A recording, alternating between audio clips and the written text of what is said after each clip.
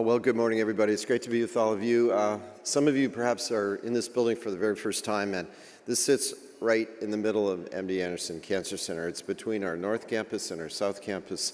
This is an innovation hub. I hope you enjoy your time in this building, and you can see how powerful it is for our future. I just have a few slides to walk through, and hopefully all of you recognize the academic partners that are here today, as well as the industry partners that are on the back of your program. So take a look at that, and if you see industry partners here, please give them our gratitude for partnering with us, because their support and their interest in helping us to fuel discovery is really, really appreciated. As we think about what we're trying to accomplish, it's important to understand how AI is going to change healthcare. And this is a topic of conversation perhaps of most of this session. And you can see that a lot of people are already thinking about how agentic forms of AI may disintermediate physicians or replace entire components of clinical medicine over time.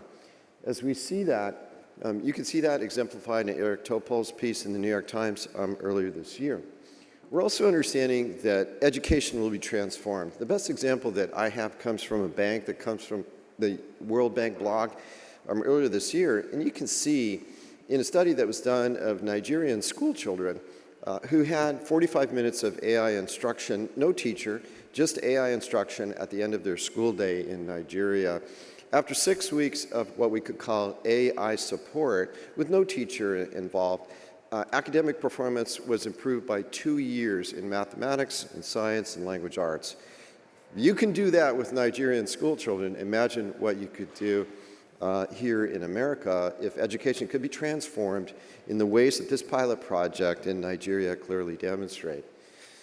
We also understand that research is going to be changed dramatically. When I heard Sam Altman speak a year or so ago, he talked about AGI, artificial general intelligence, and said that that was thousands of days away. I heard him recently say that it's 2025. That's right now. AGI, as everyone I expect knows, is a state where there are networks of computers that are as intelligent as human beings. The next state is artificial superintelligence, and in the world of superintelligence, networks of computers are actually faster and more capable and more accurate than human beings are. He now says that ASI is thousands of days away. In the future state of ASI, you won't actually maybe need a lab director, but the ASI, the supercomputers, will be the lab assistant or possibly the lab director. You might need fewer researchers in the environment because they will be disintermediated by supercomputers, and you'll simply take the experimental results, feed them into ASI, and say, what is the next logical experiment? And you'll get an experimental design, a recipe, kind of like what you get right now out of ChatGPT or Perplexity, and it's simply going to give a lab technician the recipe for the next experiment. That will be an iterative process that actually doesn't involve researchers anymore. There are many examples of that already, mostly in data science and AI, where you can see the hypothesis being created by an AI engine, the whole experiment being conducted by a network of computers, the results being analyzed, and the manuscript being written without any human being involved. It's hard for us to really project into the future and to try to understand exactly what that means for the research enterprise, but I talk to our teams all the time about the building that we're building about 200 yards away from where we sit right now, and I'm asking the question, should the top 2 floors be dedicated to computers? Because networks of computers or our partnership with industry may be increasingly more important as research gets completely transformed. Imagine what we could do in the future state where the question that you put into supercomputers, which by definition are smarter than anyone in the room or any group of Nobel laureates, the question is, what is the cure for breast cancer? That would be unbelievable. So common problems that relate to many aspects of science will be transformed by what is about to happen and by the work that we're doing together today. Now, as we think about this symposium, I just want to illustrate how agentic AI will transform many, many aspects of clinical medicine. When we see the physician shortage of roughly 85,000 physicians in America 10 years from now, we can all understand there are not going to be enough doctors to deliver care to an enlarging population. We're going to need nurse practitioners and PAs to be supervised by a network of AI, and that's actually going to generate better quality care over time for reasons that are probably obvious to anyone that's put complex medical problems into a large language model. So what you're going to see are various forms of data that are overseen by the AI interface. So you'll see various tools like chatbots and other forms of data. You'll see data coming from wearables, data coming from the EMR, data that comes from a variety of different sources in clinical medicine, including various forms of biomarkers, various types of imaging, sequencing data that are all flowing in.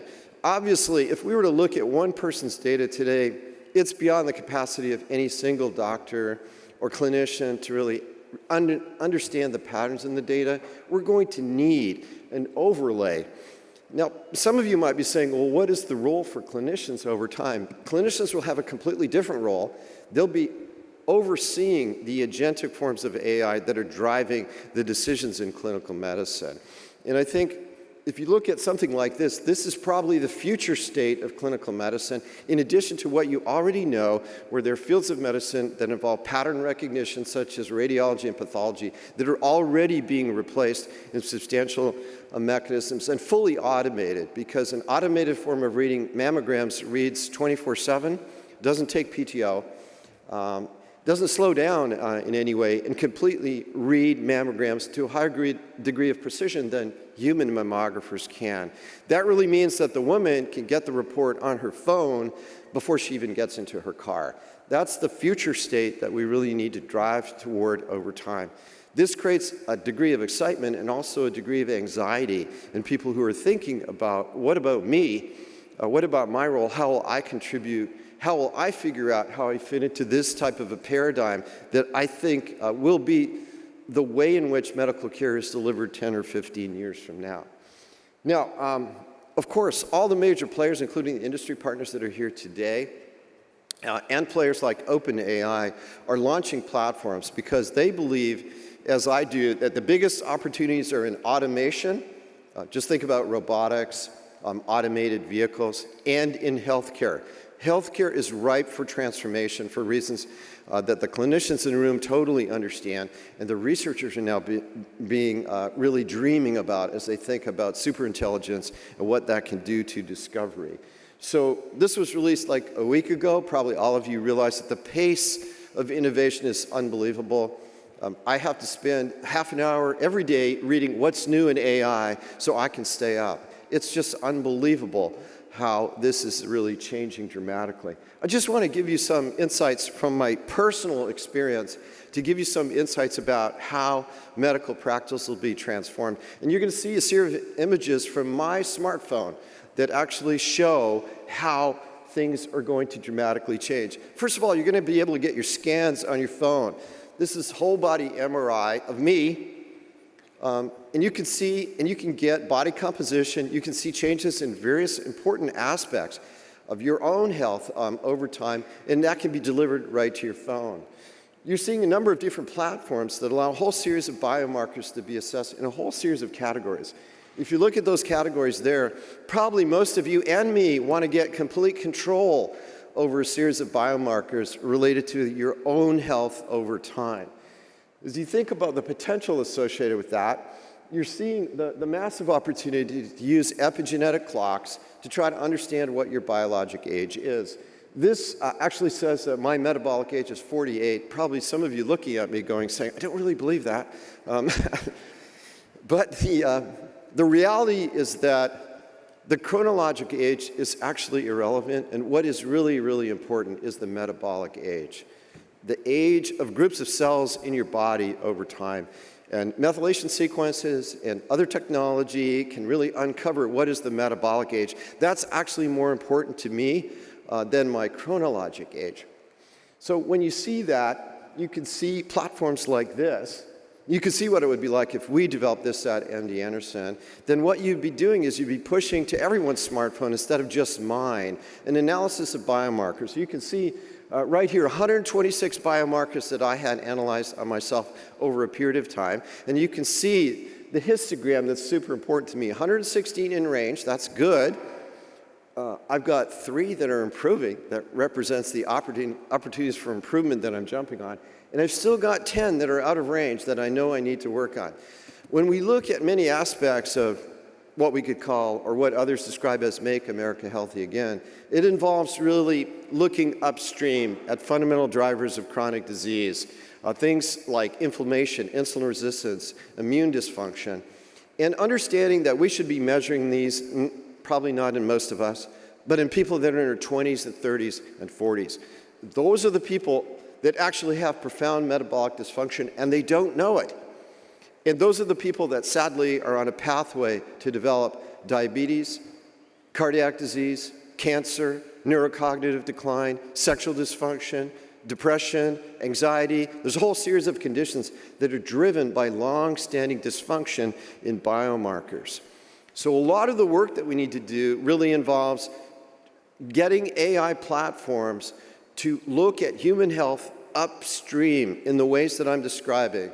Of course, as you might be able to figure out, I'm super interested in this.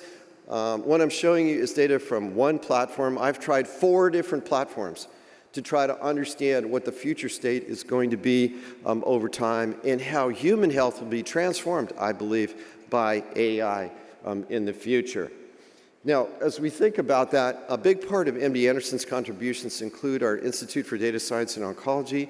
David is going to be talking, and I'm sure you'll be learning a lot more about the important components of that as we think about the important areas that are being explored in our institute and the big work that's underway here with a whole series of models that allow us to really explore different dimensions of cancer development, cancer prevention, and how we can transform cancer care over time. So I'll stop there, and thank you very much for your attention. Thanks for coming today. All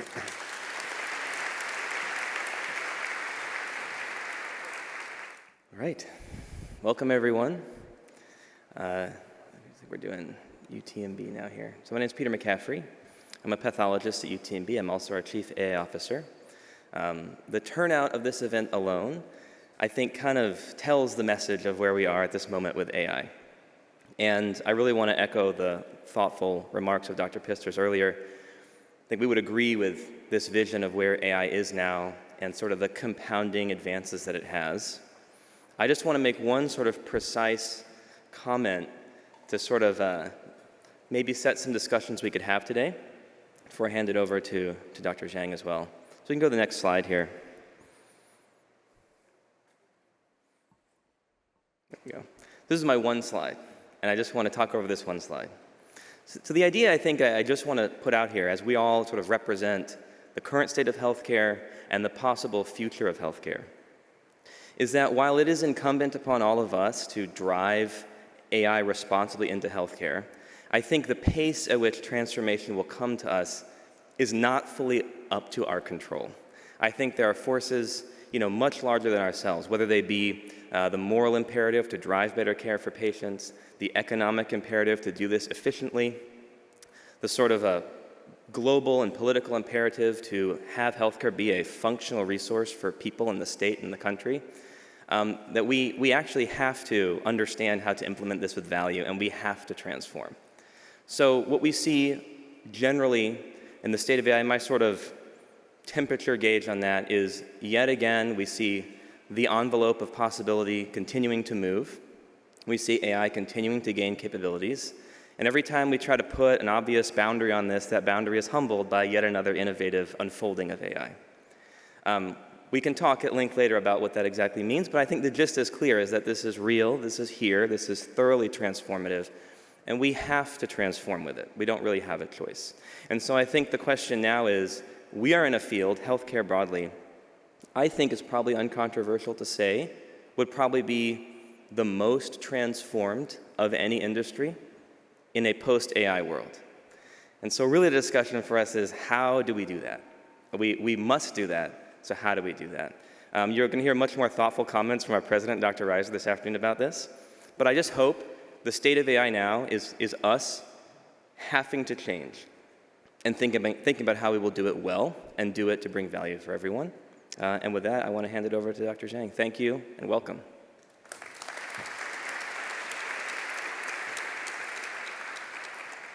Thank you, Chancellor Zuwars, President Pisters, and Dr. McCaffrey for the motivating remarks. On behalf of UTHealth Houston, one of the host institutions, welcome. I want to begin by offering my personal view of where AI stands today. I hope after my brief intro, you all want to borrow my glasses.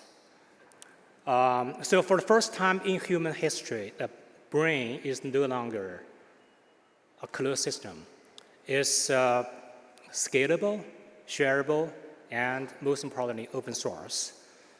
AI is advancing at exponential speed, measured in terms of models and days, not months and years. So let's do a quick system update to make sure everybody is on the same configuration. So AI is now eligible for the master club for the top 2% IQ testers. AI received Nobel Prizes last year in both physics and chemistry. According to Demis Hassabis, Google's DeepMind CEO, AI is making disease history. So MD Anderson, watch out, they have a serious competitor. Bill Gates said AI could replace many doctors and teachers in 10 years. And AI will be as smart as the smartest artist in 3 to 5 years, according to Eric Schmidt. And Sam Altman, OpenAI CEO, stated that AI will fundamentally change what we should teach and learn at schools. And UAE is the first country to use AI to write laws. And last week, Mark Zuckerberg predicted that most of your friends will be AI.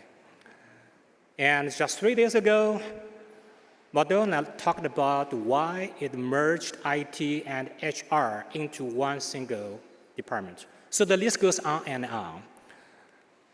And this is not hype. So today is the James Watt moment for the human mind.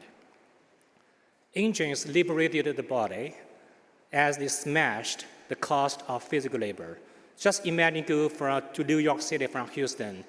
It takes 3 months to walk, 3 weeks to bike, 3 days to drive, and 3 hours to fly.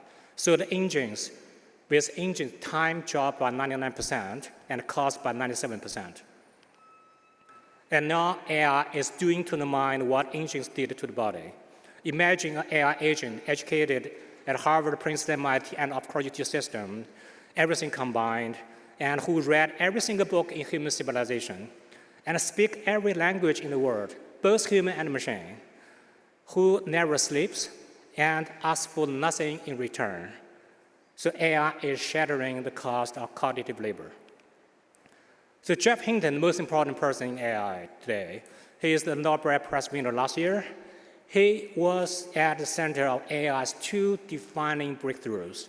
In 1986, he co-authored the backpropagation algorithm, laying the theoretical foundation for deep learning. And in 2012, his team showed that deep learning could scale to real-world and industrial applications. So I had the rare privilege of witnessing history. So that's me, the young boy over there. In 1986, a backpropagation was published just 27 days after I arrived at UCSD for my PhD at Institute of Cognitive Science, where Jeff Hinton just finished his postdoc. I was the first TA for the PDP class. It was a small contribution, but that got me started with my passion for AI. And then came the long, long AI winter. Like many, I hibernated. In 2012, AI took off, lifted by the engine of deep learning. And once again, I had a front row seat. That same year, I became the dean of McWilliams School, just as the jet took off. And we did not just watch it ascend. We got on board and took a flight visit. So as you can see from this chart, our school's grant funding has skyrocketed from 4 to 30 million per year. And the correlation is almost perfect, 0.91. So the McWilliams School of Biomedical Informatics is the only freestanding school in the nation of its kind. And we are also the largest academic program in biomedical informatics with over 800 people, including 67 regular faculty, 80 adjunct faculty, and more than 500 students. We have an entire department dedicated to medical AI with 30 courses in AI and data science. We also have 2 doctorate programs, 2 tracks of masters, and a 6 certificate program. And we have a dual degree, MD, MS, in medical AI and many others. So we also build AI applications for clinical enterprises. So what can AI never be able to do? So last year, I gave the most important speech in my life, not at a conference like this, but at my daughter's wedding. So no AI model could have written that speech, not because it lacks intelligence, but because it does not have a beating heart and a life behind it. So here's my challenge to all of you. If you can build AI that can write that speech and makes me cry, I will resign from my job as a human. I'm serious, okay? Let me know when you get there.